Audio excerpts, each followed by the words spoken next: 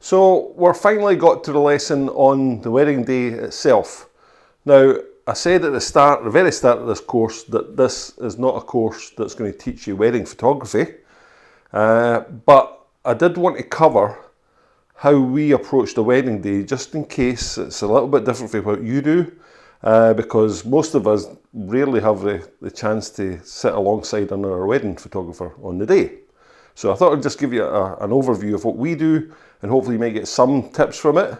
And I say we also are always on the case that we're always selling. So I'll mention things that we do on the wedding day to kind of cope with that as well. So let's get started. Well-known phrase, a failure to plan is a plan to fail. And you need to plan for the wedding day. It just makes sense. Always research your venues where you're going to be. Check images online, have a look online. Google Maps is great for that. Google itself, Google weddings at that particular venue, get some ideas. Visit, if you lack confidence, if you're pretty new, it can be helpful to visit a venue. It's something I never ever did. I prefer to just see a place fresh on the day, but if you're the type of person that just wants to get a wee bit more confidence, go and visit the venue, speak to the staff, ask them where the photographer's not, is there any good locations they know, where the photographers usually take people. Be careful with that, because sometimes the staff have their own favourite locations, which are absolutely awful. So just make your own mind up. Always ensure your car is well maintained, right? You need to have a roadside recovery service if you don't already have it, because if something goes wrong with your car on the day and you're having to travel 50, 60 miles or whatever, you could be in deep trouble. So make sure you've got a well-maintained car and you've got a recovery service of some kind. Always have a plan B, especially for bad weather. Weather in the UK is pretty, let's say it's not the best. Not the best. So we'll leave it there. So always have a plan B, plan for bad weather, what you're going to do if you have to work inside rather than outside. Call the couple the week of the wedding as a final check and just a reminder for you and for them of the timings. Remind them particularly at the time that you are going to arrive, because they can get so confused, and in the morning they could be sitting at 10 o'clock saying, where's the photographer, where's the photographer, forgetting that you agreed that you would be there at 12:30. Right? I mean, it's not the first time I've had panicked phone calls from best men and people like that saying, oh, we're wondering where you are. I said, I'm not due to start for another hour and a half, I'm still in the house. So they forget. So it's just to help them and remind them and avoid any panics on the day. So first thing we start off with on the wedding day is the bridal prep. I used, my wife and I worked together. So my wife was my assistant and second photographer on the day. Try and use a second photographer if you can. If you're not using one at the moment, think about it. Even just getting a new photographer involved who wants to learn from you, it won't cost you. I did it a few times where people who had never done weddings before, I was comfortable with their photography skills. That's the key thing you've got to make sure. They're not coming in here completely stupid. You want to make sure they can take photographs and know a bit about lighting and stuff. But I was willing to bring them in or work alongside me as a second shooter and get some experience for themselves, because that helps them break into the marketplace. And we've all got to start somewhere. So please, try and think about where you got started and help them. A second shooter makes a big difference on a wedding day, it really does. So if you can do it, do it. Some people just prefer to work on their own, that's absolutely fine. We used to aim to arrive about 15 minutes early, and at that point I would go and let the bride or groom know we were there, and I'd say to them, I'll be back in 15 minutes. I'm just having a quick scout around to check nothing's changed since the last time I was here, right? So just letting them know what I'm doing. Use this time to look for any potential shooting locations or issues if you're not familiar with the venue. Think about where the light's going to be at the time of the day after the ceremony. Where's the sun going to be? And just make sure that fits in with your plans. It doesn't take long to scout around the venue, so that's the time. And if you've done a bit of research from Google beforehand, you've kind of a rough idea what you're doing.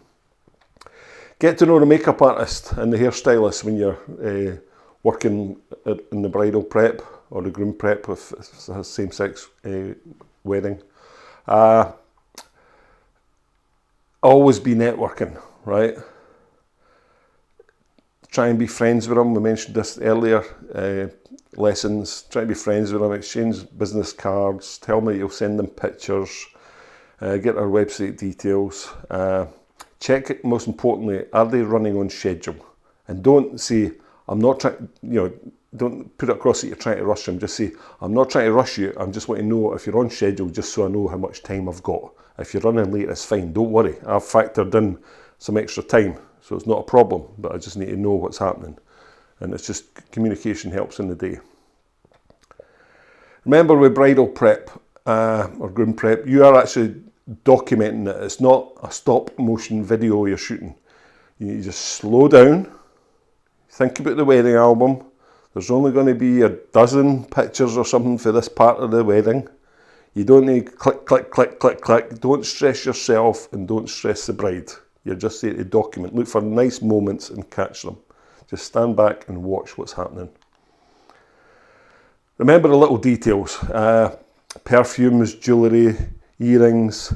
Try and get a picture of the bride putting the earring in rather than just the earrings on the table. Perfume, we used to use a video light to light it and a nice shiny surface and get down low and get the reflection of the perfume. And the dress, get the dress, if you can, obviously if you turn up there and she's already in the dress, fine, don't even mention a photograph of the dress, but if she's not, get a picture of the dress hanging up. Be careful, hang it where you hang it. I see a lot of photographers hanging it up at a window. If you're not using additional lighting, that can be difficult because the light can be a very backlit image, and getting that dress white when it's backlit can be difficult. We did hang out windows, but we would then have speed lights and stuff that we would use off-camera flash to light across the dress, and that's what you're looking for with light. It's always to go across the dress so you can see the detail in the dress. Look for something creative to hang the dress. I always say that. If you can find somewhere creative. I used to try and take dresses, I used to horrify some of the brides. I would take dresses outside and all sorts of things, hang them in the garden, but you just got to be careful what you're doing. You've got to be confident. I was quite confident. You need to leave them 30 minutes before the bride is due to leave, right? If they're having the ceremony at a different venue. Because you need to get there before she arrives, and also you need to get there in time to photograph guests arriving as part of that kind of documentation thing. So as for the ceremony, as soon as you arrive, go and speak to the celebrant. Even if it's a registry office, it's a church, doesn't matter. Always go and speak to the celebrant, introduce yourself, explain you are a professional photographer, because they have seen so many idiots. I've had tales of photographers putting cameras in between the legs of the celebrant, all sorts of stupid things. The photographers must drive them crazy. So I can fully understand when they're always nervous when they see a photographer walking towards them. Explain you're professional, you're not going to be moving around much, and you're not going to be rapid clicking like crazy photographers do.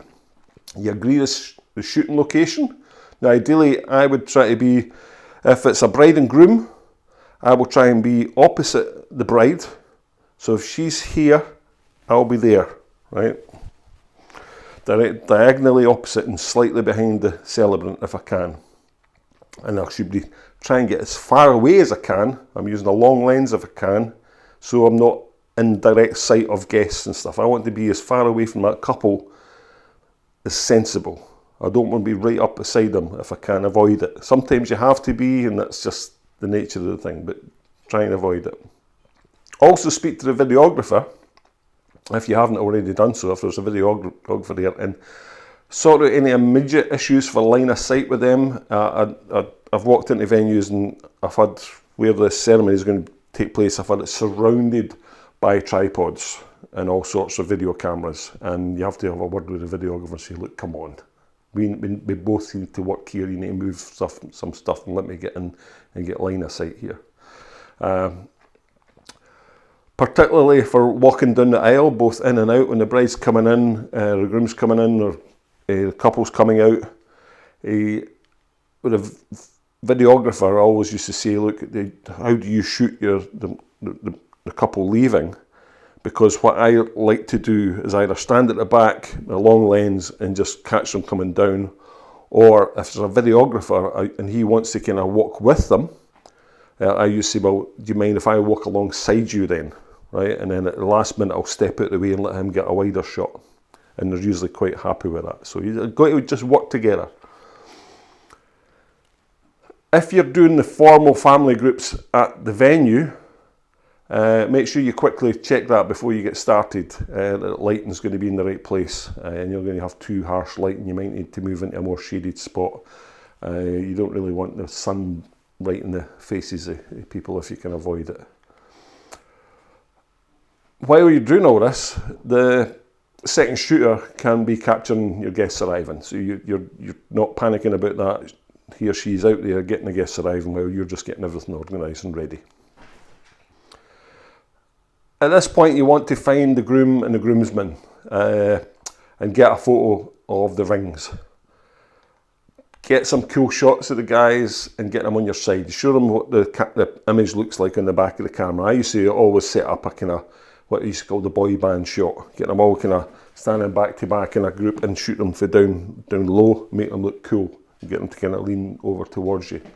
And they would love that. And then you're getting the guys on side because you're going to need their help during the day. Find ushers as well, because they're going to be help gathering the family people together for the family photos later on.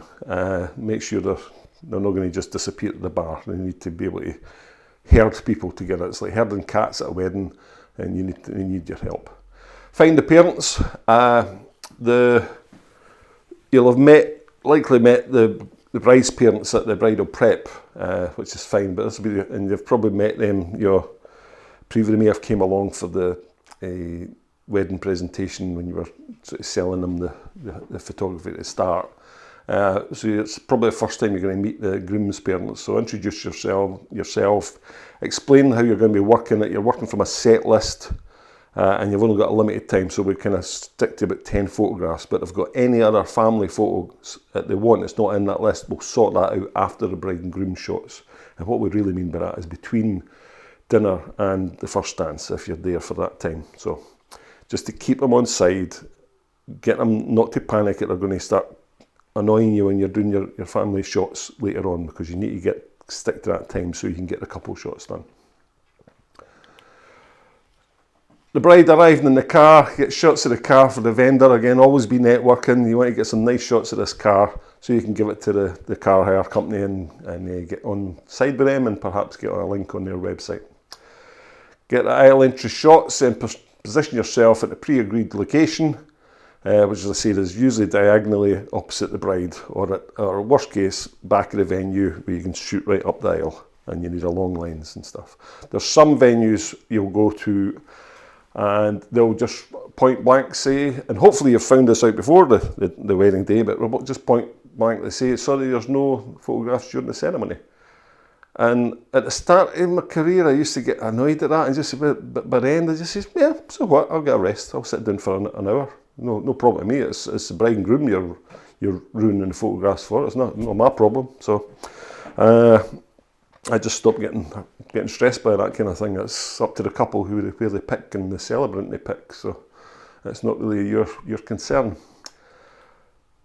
Make sure you're not using flash in a ceremony, right? There's only once in my career I had to use flash in a ceremony. It was an absolute necessity. We had it was a amazingly sunlit day, but there were showers. So the celebrant and the couple agreed that they would have the ceremony inside the marquee. But the problem was in the marquee, where they had the only area I could set up was where the dance floor was, and they had a low black ceiling, black velvet ceiling, about 7 feet high. And so I was shooting towards a couple, and it was bright sunlight behind them. This black ceiling is sucking up all the light, and you could see literally from waist high up, it was just shadow, and it was just awful. So I spoke to the celebrant beforehand, fortunately I knew her well, so we were able to use flash. We had to use direct flash because they couldn't bounce off the ceiling. It was just a bad situation to be in. But that's the only time I've ever used flash at a wedding. Make sure you can cope with any kind of lighting situation. Modern cameras, you can use high ISOs. Get yourself a decent prime lens, 1.4, fast glass. So if you're ever getting a dark venue, I've worked in some castles. I've even done a wedding in a dungeon. I've not used flash, so right. Don't be click, click, click, click, click. It's just awful. It's just, I know again, modern cameras, you can switch some of the noises off, but just keep it sensible. You're not. You've got to edit this at the end of the day. You're there to document the wedding. A dozen pictures is all you need for the ceremony. That's all you need. A dozen, 12.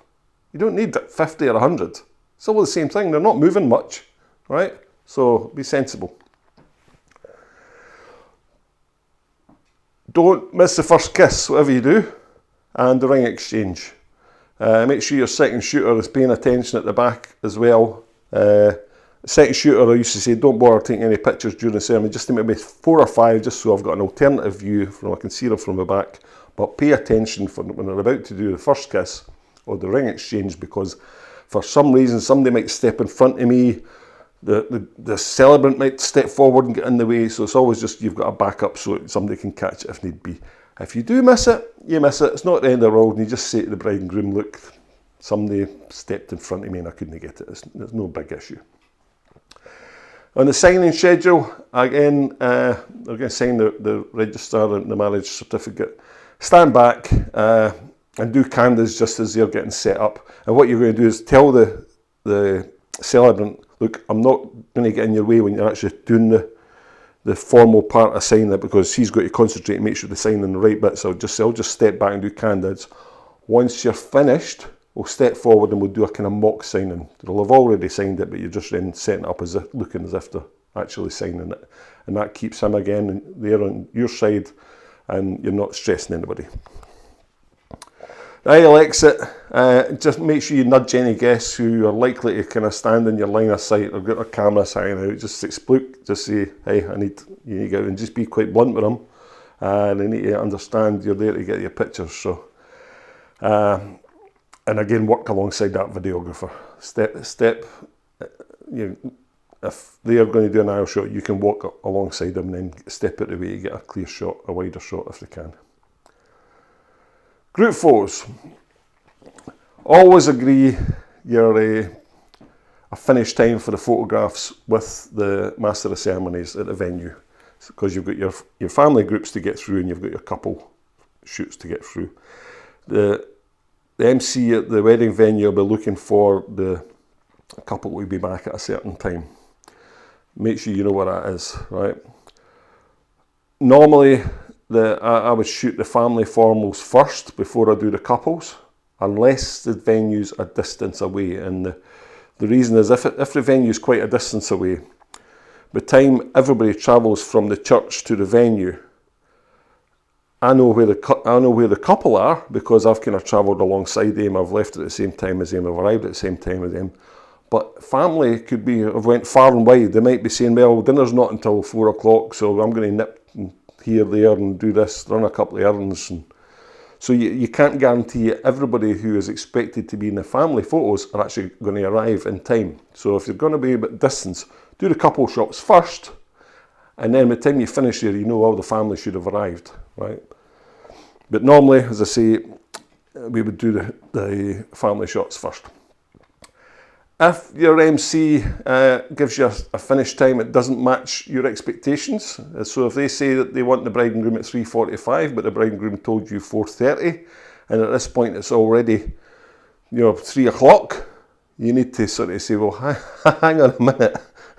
I've got an hour's worth of formal photographs to get through and 45 minutes I need with the bride and groom. So what's going on? But again, you've got to work with them. You need your referrals, so you've got to kind of play fair. Both sides have got to kind of work with each other, and I've never fell out with a venue over anything like that. If I'm going to be short of time, we talk to a bride and groom and say, right, we'll spend 15 minutes just now, and we'll do another half hour after the meal. Right, that's assuming I'm there till the first dance, which in most situations with the packages I was selling, that was the case, because we were always able to upsell them. It was very rare we would only have wedding up to the speeches. Excuse me. So you're going to do, the first shot in your group is usually all guests all together. You need to find a shot where you can get a situation where you can be placed slightly above them. Best place at wedding venues is usually in the building itself, out a window, and looking down on the guests. Short of that, bring along a small set of step ladders in your car, and that allows you to get a little bit of head height if you need it. Again, it's the shot that takes the longest, take about 15 minutes, because it's herding cats. Then you're going to proceed through your agreed list of formals. At this point, my second shooter would stop shooting and help me line everybody up, because I want these pictures to be like images of royalty. Now, we've all seen pictures of royalty when there's a group photograph. Everybody looks immaculate and everybody's posed immaculately, and that is what I want, because this is a high-end wedding as far as I'm concerned. I'm shooting royalty here, and I want them to look like royalty. And the comments we used to get on our group photographs, which is probably most people's perspective, the most boring photographs at a wedding, certainly from our perspective, but we made them look good. So some quick posing tips.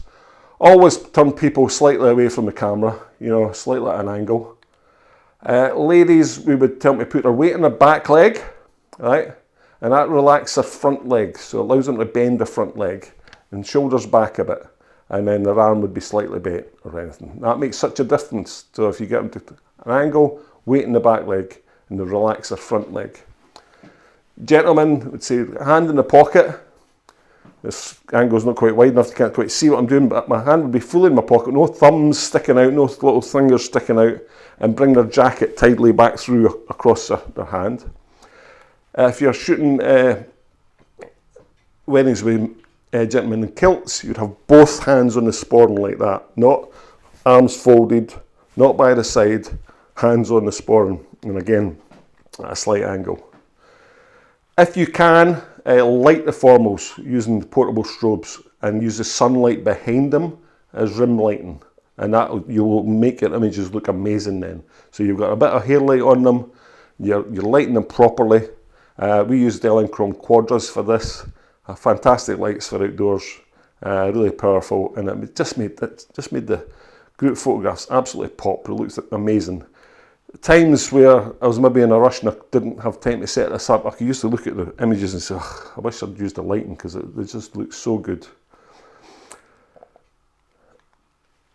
So my list of formals I would go with, I'd have all guests, I'd then have a bridal party, bride and groom, mums and dads, best men, bridesmaids, ushers, so the full wedding party, page boys, etc. Then we go bride and groom with bride's immediate family, bride and groom with bride's mum and dad, bride and groom with groom's immediate family, bride and groom with groom's mum and dad, and obviously if it's a same-sex wedding, it's the same thing, just swapping the particular roles. Then the groom and best man and groomsmen, bride and bridesmaids, and then we're on to the couple's point. And as I say, this is at this point we need to slow down now, because we're with the couple and them sit on their own. And this is going to be the first 30-45 minutes they've had alone as a couple since they actually got married. So it's their time to enjoy this as well, right? So just say, look, let's just relax now. And lighting here is crucial, because we want amazing images. So again, I was using Elinchrom Quadras to do my lighting. A wee bit heavy to lug around. Nowadays, they're slightly lighter units, battery driven, where the problem with Elinchroms, I didn't like the battery was separate from the head of the flash, so they were always a bit awkward to lug around, but you're slowing down, you've got time to do it. Tell them you're going to be working slowly, as these are images you will want on your wall. So you're always selling here. I'm always selling this process. If you do run out of time, just suggest some time after dinner before the first dance, and they're usually up for that. Just only downside of that is I might have had a little bit too much to drink during dinner, but hey ho. So the lighting formula I used was Rembrandt pattern lighting, using a softbox on my Elinchrom Quadra flash head. Now, you get a Rembrandt pattern lighting, what we're talking about is your light is going to be 45 degrees up above the couple and 45 degrees to the left or right, depending on where you're standing. And that will give a shadow just to the side of the nose, and that's called Rembrandt pattern lighting. First thing I do is I check what is my ambient light.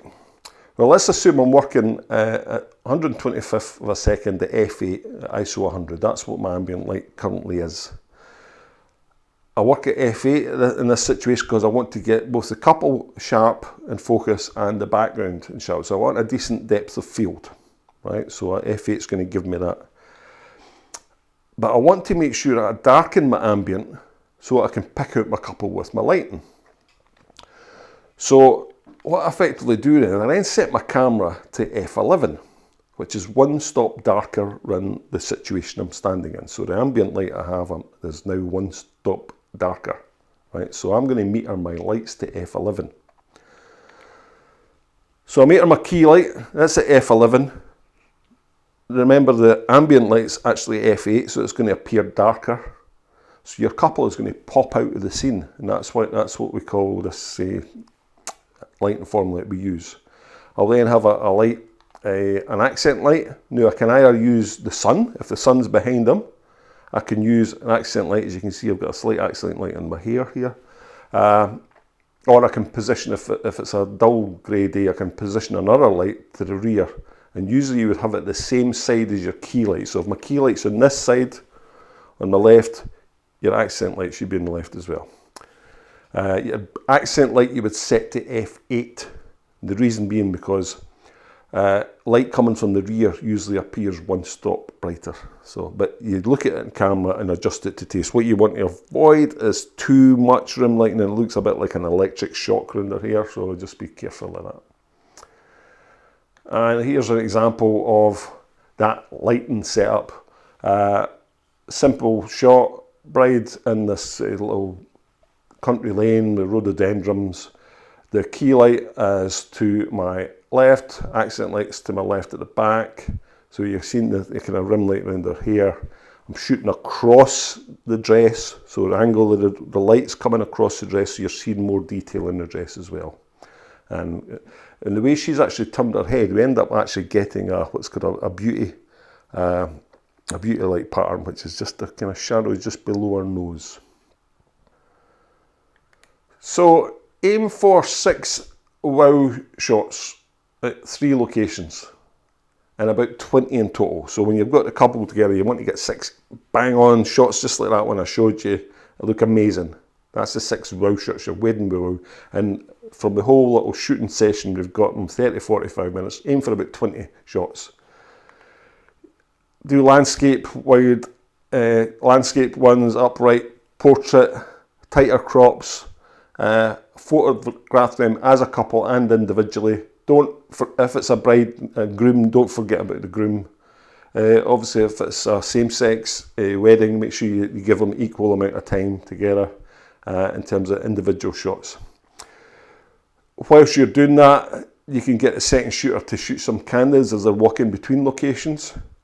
And keep chatting and have fun with them. Have a laugh. Tell them how amazing their images look. Keep them excited. But always have them back at the right time as you agreed with the venue wedding planner, right? So you want to be back there in time. The cake cutting is usually done just before they sit down for the meal, or sometimes it might be done before the first dance. Check with the venue when they're going to do it, because you don't want surprises. You need to be there and be aware of when it's going to happen. Again, light it if you can. A little speed light on a stand. Off-camera flash, if you can, to one side, that's fine, all you need. Worst case, bounce it. That is one of the most important photos in the album. It's expected to be there, so be ready for it. Get a close-up of their hands on the knife. And also don't forget to get guest reactions. All the guests will be standing behind you with their cameras going crazy, and it can make a nice shot of actually them doing that, so you get a nice wide shot. When it comes to speeches, I used to like the speeches as well.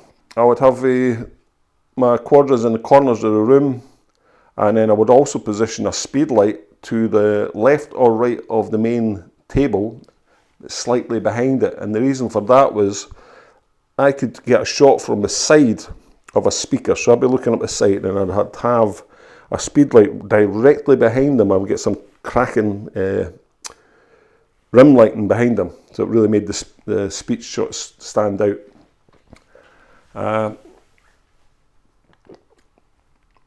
This, of course, depends if you've got time to set the lights up and how much time you've got. Speeches are long, remember. Again, you don't need to document the whole thing. You have to, unfortunately, have to stand there and be there through the whole thing. But I usually look at it and say, right, I've got 3 people speaking here, and I used to count my images. Once I had 6 good shots at each speaker, I say, that's it. I've got enough shots of that person. And unless anything happens, I've got a really good funny reaction, I'm no longer shooting anymore, right? Because you're not shooting the video. It's the videographer's time to get that. Just slow down. Try and move position about. Aim for 6 good shots. Move around, and a similar amount of reaction shots per speaker. Wide, narrow, close up. I used to use a 70-200 lens, allowing me to get in. Stay at the back and sides of the room so you are not a distraction during the speeches. No photos of guests eating food during the dinner. Just at that point, that is where you go and take a break, right? Relax, sit down in another room somewhere. Hopefully you're getting fed. Usually try and find that out as well, because I always say if a couple, I used to say to them, look, I don't ask for it because you're paying already enough for your wedding photographs. I'm not asking you to feed me, but I just need to know, are you planning to feed me, or do I need to nip out and get something else? Right, just so I know what I was doing that day, and that was not an issue. 9 times out of 10 they'd feed you, so it's fine. First dance, again, create a rapport with the band and the DJ. You're going to send them photographs and everything. Keep an eye on how long it's taking them to get set up, and keep in touch with the bride and groom at this point, because they're probably completely oblivious of the time of day it is now, right? So they need to be aware. Just say, look, guys, just to let you know, that's 8 o'clock. I'm due to finish at past. Remember, I'm not sure if the band are going to be ready in time. So you're letting them know, and it's just so you know, because we might have to get into this overtime situation. So you're keeping them aware of what's happening, right? Ask the band to give you a nod just before they're ready to start, because you might go doing something and they just kick up and get started, and before you know it, the bride and groom are rushing onto the dance floor and you're not even set up for it. Or lighting again, I believe in good lighting. I used to have 3 speed lights around the dance floor, evenly spaced, and in a circle. So 1, 1, 1, right? And again, I also had a bounce flash on my camera, because that has to be my moving flash. And basically what that gives, I can light the front, but I've also got good rim lighting, accent lighting, or even flare. And flare can look cool in dance shots. So I was giving you good examples. And you'll see examples in the post below this video. We'll show you these type of example pictures.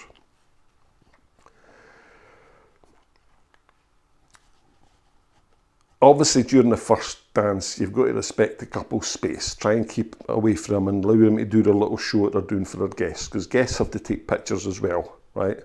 So don't be too close to them at this point. There's time for that as it gets later on in the dance.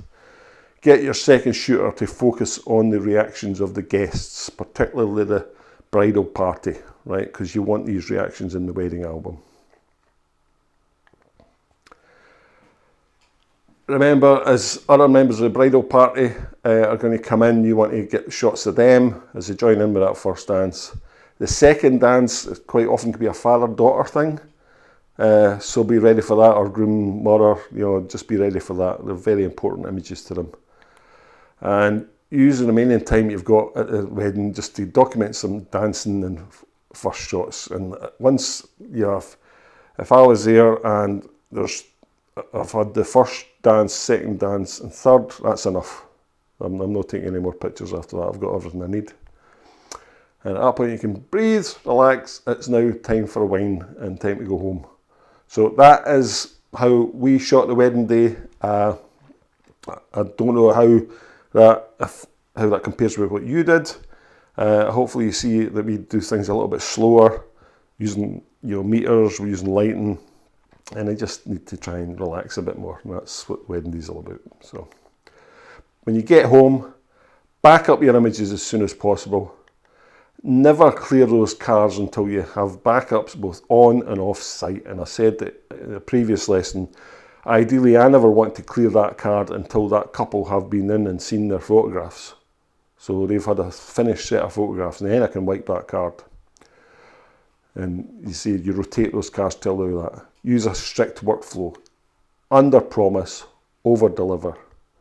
And have those photos ready in 2 weeks, right? So you're ready to get the couple on the phone. So you need to, and that's the whole point about the wedding day. You're maintaining control all along. Okay, next lesson, I'm going to talk about what we do when the couple come back. And this is a very important lesson because it's another selling opportunity that most photographers completely forget and never use. And it can add a lot of revenue to your business. So please make sure you watch that one. So we'll see you in the next lesson. Thank you.